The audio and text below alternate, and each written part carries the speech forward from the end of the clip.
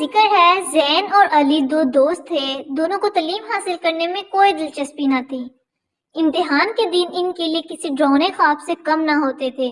وہ دونوں ہر وقت جلد از جلد امیر ہونے کے طریقوں پر غور کرتے رہتے۔ ایک دن انہوں نے سوچا کیوں نہ سمندر پر جا کر مچھلی کو پکڑا جائے جس کو بیچ کر ہم راتوں رات امیر ہو جائیں گے۔ جل مچھلی کی کہانی انہوں نے اپنی دادی جان سے سن رکھی تھی۔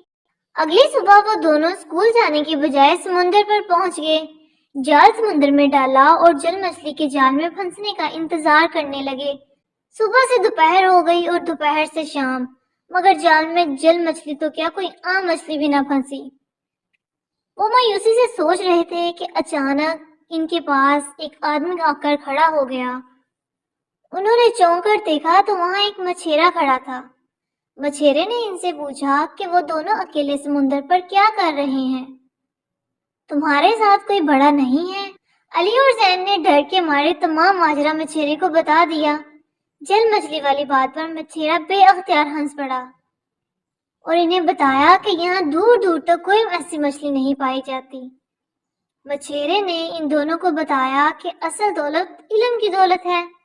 اگر تم علم حاصل کرو گے تو کچھ ہی عرصے بعد وہ سب حاصل کر لو گے جو تم پانا چاہتے ہو۔ غلط راستے انسان کو برائی کی طرف لے جاتے ہیں جو دنیا اور آخرت دونوں میں تباہی کا سبب بنتے ہیں۔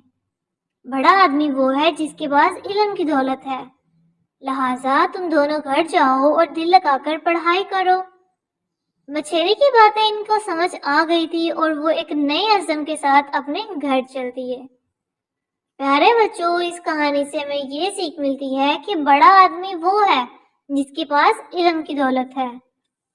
مزید اچھی ویڈیوز دیکھنے کے لیے اس ویڈیو کو لائک اور شیئر کریں اور میرے چینل کو سبسکرائب کریں۔